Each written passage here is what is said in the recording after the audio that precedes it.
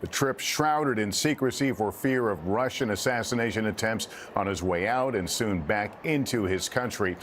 Earlier today, President Zelenskyy met with President Biden at the White House. Zelenskyy is here not only to thank the U.S. for its billions of dollars in support, but also to try to shore up future aid, as some Republicans in Congress have expressed skepticism toward approving more funding. What we're going to see here at the start will be in some ways similar to what you see at a State of the Union address, with Zelenskyy, in this case, entering and shaking hands with members of Congress along the aisle as he makes his way to the front of the chamber. NBC News Capitol Hill correspondent Ryan Nobles is with us now from just outside where the speech is going to take place. And Ryan, can you tell us what the specific message President Zelenskyy wants to deliver tonight? Well, first of all, Lester, it is going to be a message of thanks for the millions and millions of dollars that the United States Congress has appropriated to help the war effort in Ukraine. And then after he offers that thanks on behalf of his people, he is then going to ask for more. Of course, the House and Senate right now are in a fierce debate over an omnibus spending package that includes $45 billion in additional aid for Ukraine. He is going to ask both members of the House and Senate to pass that bill through so that assistance comes through, and then specifically talk to Republicans in the House of Representatives who will take power in the new year to express the hope that they would continue that assistance as it becomes needed down the road. Of course, members of the House of Representatives from the Republican side have expressed concern about the amount of money that's being spent to help Ukraine, and a concern that it cannot be an endless spigot of cash that goes to help the war effort without some level of oversight. Now, it's important to point out, Lester, that we've just learned in the last few minutes that prior to this speech that the president did meet with House Speaker Nancy Pelosi, with the Republican leader Kevin McCarthy, and with Chuck Schumer and Mitch McConnell, the Democratic and Republican leaders of the United States Senate, in a private meeting. You would have to imagine in that meeting, Zelenskyy gave them a very clear and sober perspective as to what exactly the situation like on the ground in Ukraine, and express the need for the U.S. to continue to support that war effort. So this is going to be an important moment for the Ukrainian president as we move forward in this conversation about the level of U.S. involvement, and specifically the amount that U.S. taxpayers are willing to pay for this effort. It's really not just these members of Congress that he needs to convince here tonight, Lester. It's also the American people that will be watching on a nationally televised broadcast. Many Americans who may have been checked out of this situation in Europe and just how dangerous it is. So there's no doubt that he has a big responsibility here tonight, and that there is a lot on the line for the Ukrainian president and the people of Ukraine as he comes here to Washington during this very pivotal time for his country. Lester? As we await President Zelenskyy to enter the chamber, let me ask you, Ryan, we heard President Biden today talk several times. He noted the bipartisan nature of the American support for the Ukraine's war effort. Do we know if the White House suggested this idea of speaking before Congress? So the way we understand it, Lester, is that it was the House Speaker Nancy Pelosi who extended the invitation to Volodymyr Zelenskyy. She has been someone that has been very supportive of his efforts in Ukraine. She has been one of the chief negotiators in this process, who has worked hard to make sure that the funding is secured for Ukraine and the people there. She, of course, is exiting as the Speaker of the House in the next couple of weeks. She's going to remain in Congress, but she'll no longer be part of Democratic leadership. So it is significant that she will be presiding over her last joint session of Congress, a joint meeting of Congress, I should say, in particular. So this is a significant moment for her. So the idea that, that the president would come here and not just meet with President Biden, but also come here to Capitol Hill and make a specific plea to the appropriators. It is Congress who decides how the American taxpayers' money is spent. That is certainly symbolic and understanding of how the process works here in the United States. And I should point out, Lester, that I talked to a number of senators, both Republican and Democrat, who said that it's one thing to listen to the dispatches in meetings from American diplomats, even from intelligence officers about what the situation is like in Ukraine in some static conference room here on Capitol Hill. It is much different to look into the eyes of the man who's at the front lines of this situation, someone who was on the front lines of this war just yesterday, and to get a clear understanding of just how difficult things are there and how important and necessary this funding is.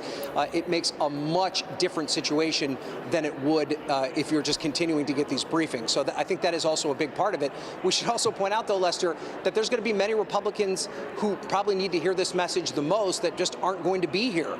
Representative Tom Massey, for instance, who is a member of the Freedom Caucus, someone who is not in favor of the extended Ukrainian spending, just tweeted out moments ago that he would not be in attendance, and he describes Zelenskyy as a lobbyist for Ukraine, as opposed to being the president of this country in the middle of a war. So this is not going to be a difficult ask for the lion's share of Congress. Most Republicans and Democrats are in support of this effort, but there is a small and very influential group of Republicans that believe that this spending needs to be reined in on some level.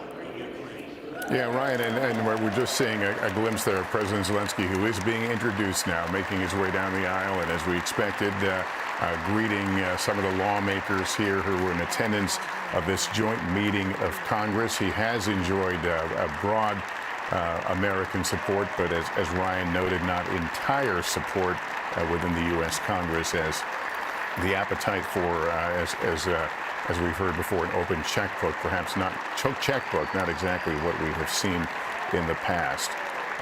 Historic moment.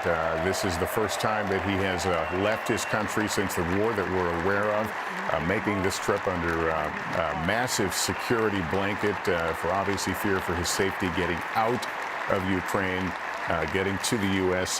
He arrived at Andrews, Joint Base Andrews, aboard a U.S. aircraft, U.S. military VIP aircraft today, and now standing as and silent as a standing ovation is sent his way. As we watch Peter Alexander, our chief White House correspondent, standing by with us, before he speaks, perhaps you can give a sense of what the White House read was on today's several hours of meetings between the two presidents. Yeah, Lester, we're going to hear from Volodymyr Zelenskyy in a matter of moments, so I'll be very brief here, but it's just a striking image to see him in his military green in a room of American politicians, a man who was literally 24 hours removed from the battlefield this time yesterday, was in eastern Ukraine on the front lines, and now just completed a visit with President Biden at the White House, private time in the Oval Office, delivering remarks here as well, and an opportunity he has communicated to say thanks to the American people. A really powerful and moving day that, frankly, 10 months ago, very few people in the U.S., including many within the administration, frankly, did not think would come, that Volodymyr Zelenskyy could bring his country to this place where it had fended off Russia for much of the last year. Lester? All right, Peter. Members of Congress. I think it's too much. Members of Congress, I have the high privilege and the distinct honor of presenting to you His Excellency Volodymyr Zelenskyy, President of the Ukraine.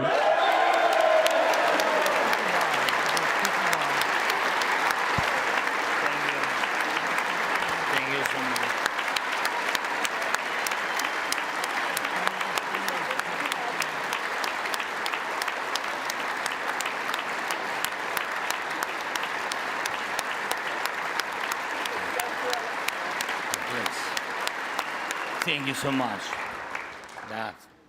Thank you. It's too much for me. All this for our great people. Thank you so much.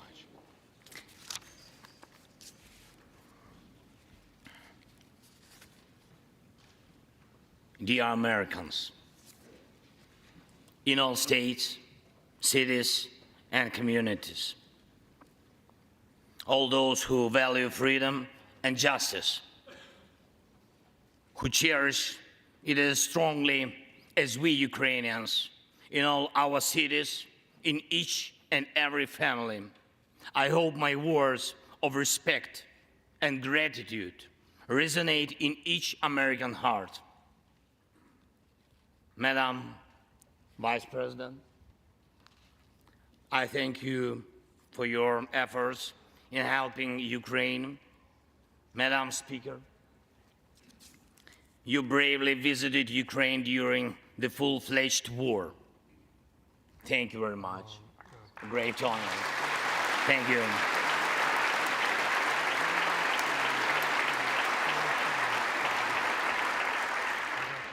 Great privilege to be here. Dear members of the Congress, representatives of both parties who also visited Kyiv, esteemed congressmen and senators from both parties who will visit Ukraine, I'm sure, in the future. Dear representatives of diaspora,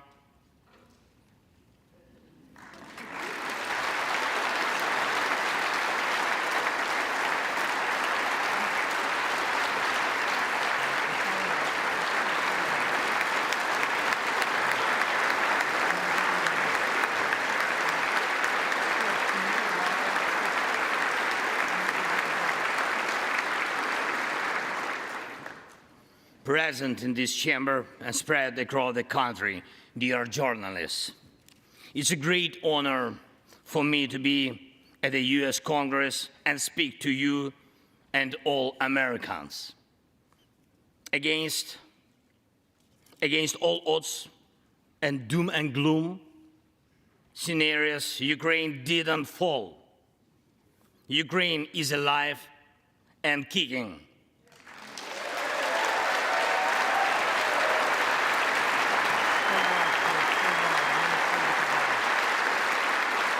Thank you.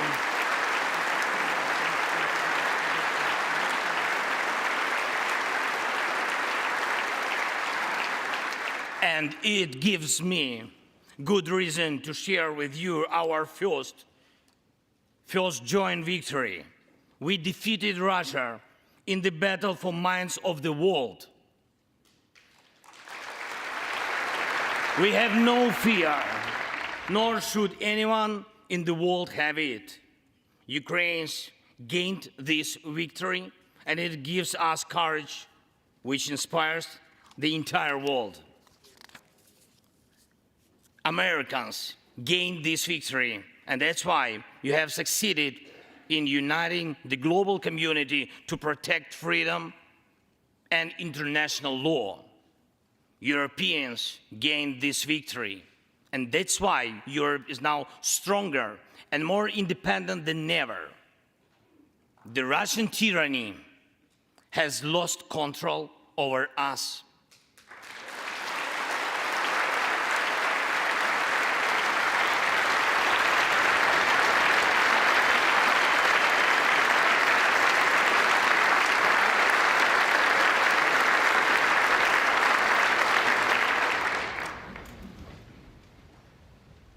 And it will never influence our minds again. Yet, we have to do whatever it takes to ensure that countries of the global south also gain such victory.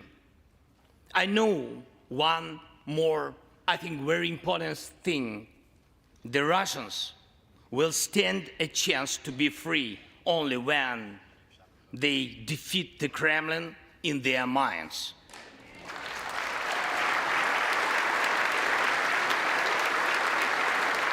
Yet, the battle continues, and we have to defeat the Kremlin on the battlefield. Yes, this battle is not only for the territory, for this or another part of Europe. The battle is not only for life, freedom, and security of Ukrainians or any other nation which Russia attempts to conquer. This struggle will define in what world our children and grandchildren will live, and then their children and grandchildren. It will define whether it will be a democracy of Ukrainians and for Americans for all. This battle cannot be frozen or postponed. It cannot be ignored, hoping that the ocean or something else will provide a protection. From the United States to China, from Europe to Latin America, and from Africa to Australia, the world is too interconnected and interdependent to allow someone to stay aside and at the same time to feel safe when such a battle continues. Our two nations are allies in this battle. And next year will be a turning point. I know it, the point when Ukrainian courage and American resolve must guarantee the future of our common freedom, the freedom of people who stand for their values.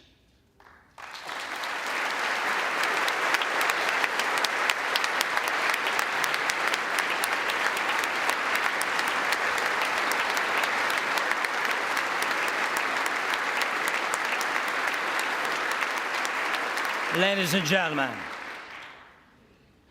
and gentlemen, Americans, yesterday before coming here to Washington, D.C., I was at the front line in our Bakhmut, in our stronghold in the east of Ukraine, in the Donbass.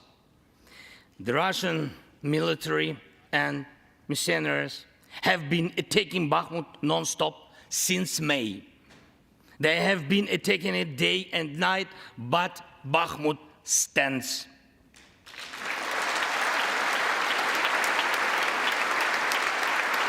Last year, 70,000 people lived there in Bakhmut, in this city, and now only few civilians stay. Every inch of that land is soaked in blood. Roaring guns sound every hour. Trenches in the Donbass change hands several times a day in fierce combat and even hand fighting, but the Ukrainian Donbass stands.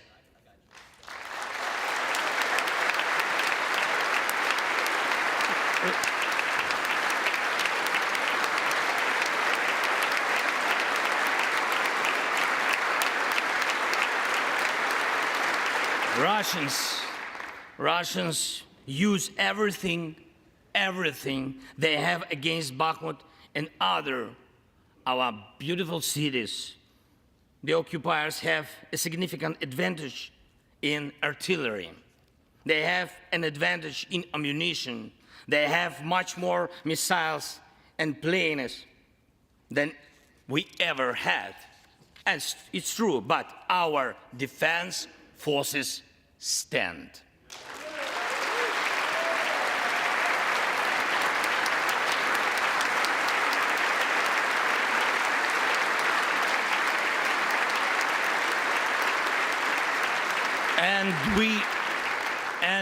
And we all are proud of them. The Russians' tactic is primitive. They burn down and destroy everything they see. They send thugs to the front lines. They send convicts to the war. They threw everything against us, similar to the other tyranny, which is in the Battle of the Bulge. Threw everything it had against the free world, just like the brave American soldiers which held their lines and fought back Hitler's forces during the Christmas of 1944. Brave Ukrainian soldiers are doing the same to Putin's forces this Christmas.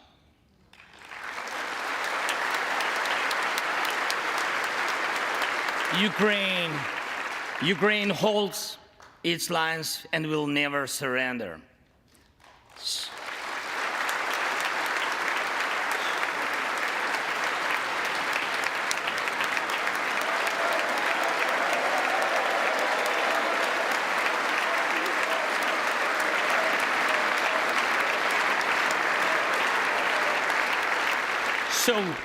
So here is the front line. The tyranny which has no lack of cruelty against the lives of free people. And your support is crucial, not just to stand in such fight, but to get to the turning point, to win on the battlefield. We have artillery. Yes. Thank you. We have it. Is it enough? Honestly, not really. To ensure Bakhmut is not just a stronghold that holds back the Russian army, but for the Russian army to completely pull out, more cannons and shells are needed. If so, just like the Battle of Saratoga, the fight for Bakhmut will change the trajectory of our war for independence and for freedom. If your patriots stop the Russian terror against our cities, it will let Ukrainian patriots work to the full to defend our freedom. When Russia cannot reach our cities, but its artillery, it tries to destroy them with missile attacks. More than that, Russia found an ally in this genocidal policy, Iran. Iranian deadly drones sent to Russia in hundreds became a threat to our critical infrastructure. That is how one terrorist has found the other. It is just a matter of time when they will strike against your other allies. If we do not stop them now, we must do it.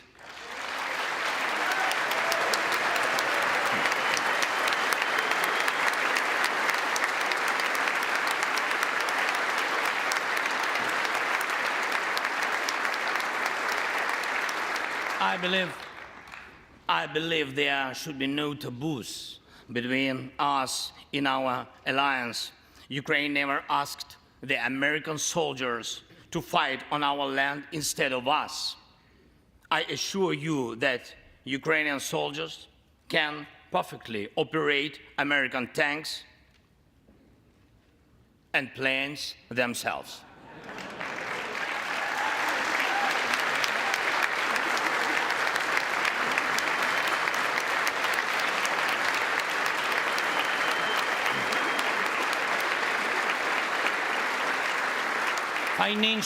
Financial assistance is also critically important, and I would like to thank you very much.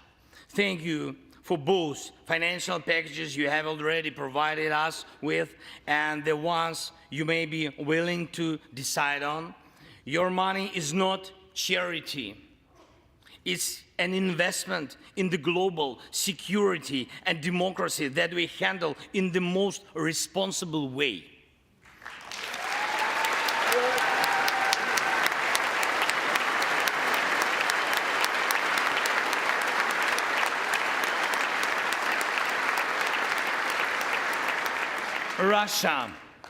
Russia could stop its aggression, really, if it wanted to, but you can speed up our victory.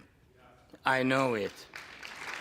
And it will prove to any potential aggressor that no one can succeed in breaking national borders, no one committing atrocities and reigning over people against their will. It would be naive to wait for steps towards peace from Russia, which enjoys being a terrorist state. Russians are still poisoned by the Kremlin. The restoration of international legal order is our joint task. We need peace. Yes, Ukraine has already offered proposals, which I just discussed with President Biden, our peace formula, 10 points which should and must be implemented for our joint security, guaranteed for decades ahead, and the summit which can be held. I'm glad to stress that President Biden supported our peace initiative today. Each of you, ladies and gentlemen, can assist in the implementation to ensure that America's leadership remains solid, bicameral, and bipartisan. Thank you.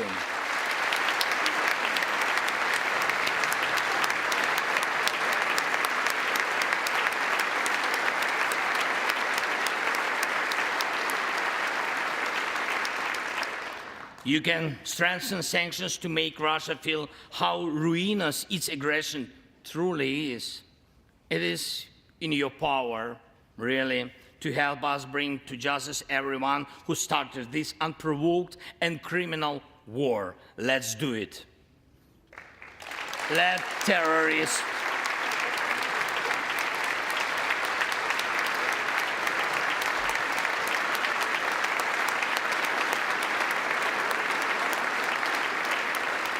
let the terrorist state be held responsible for its terror and aggression and compensate all losses done by this war. Let the world see that the United States are here. Ladies and gentlemen, Americans, in 2 days, we will celebrate Christmas. Maybe candlelit. Not because it's more romantic, no, but because there will be no electricity. Millions won't have neither heating nor running water. All of these will be the result of Russian missile and drone attacks on our energy infrastructure. But we do not complain. We do not judge and compare whose life is easier. Your well-being is the product of your national security, the result of your struggle for independence and your many victories.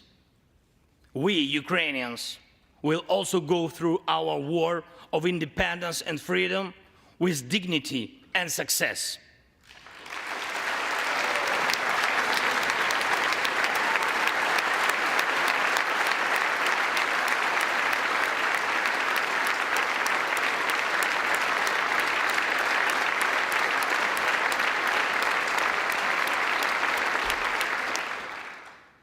We'll celebrate Christmas. Celebrate Christmas, and even if there is no electricity, the light of our faith in ourselves will not be put out. If Russian missiles attack us, we'll do our best to protect ourselves.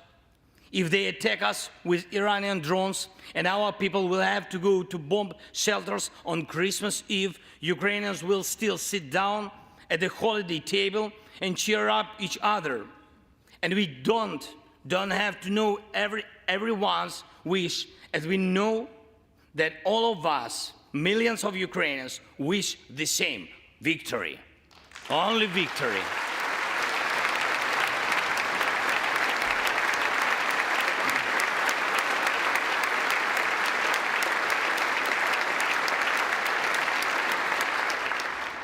We already built strong Ukraine with strong people, strong army, strong institutions together with you. We developed strong security guarantees for our country and for entire Europe and the world together with you. And also together with you, we'll put in place everyone who will defy freedom. Put in. This will be the basis to protect democracy in Europe and the world over. Now, on the special Christmas time, I want to thank you, all of you. I thank every American family which cherishes the warmth of its home and wishes the same warmth to other people. I thank President Biden and both parties at the Senate and the House for your invaluable assistance. I thank your cities and your citizens who supported Ukraine this year, who hosted our Ukrainians, our people, who waved our national flags, who acted to help us. Thank you all, from everyone who is now at the front line, from everyone who is evading victory. Standing here today, I recall the words of the President Franklin Delano Roosevelt, which are, I think, so good for this moment. The American people, in their righteous might, will win through to absolute victory. The Ukrainian people will win too. Absolutely.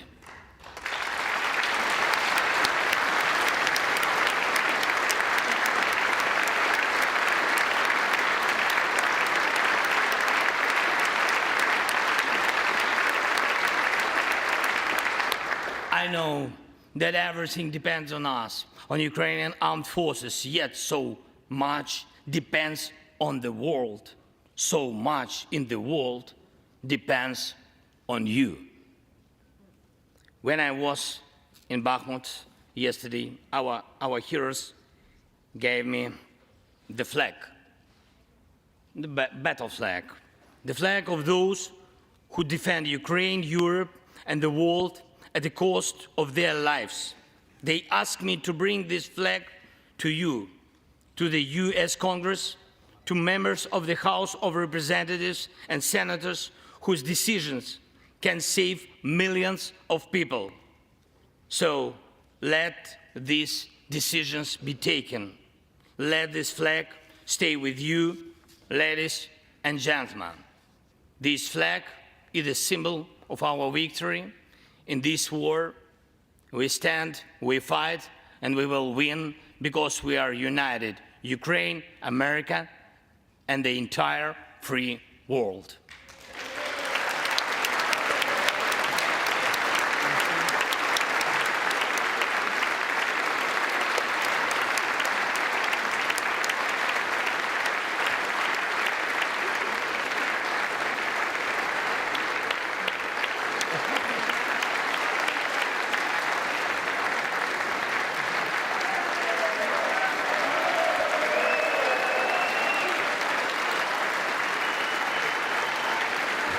Just one thing, if I can, the last thing, thank you so much. May God protect our brave troops and citizens. May God forever bless the United States of America. Merry Christmas and happy, victorious New Year. Slava Ukraini!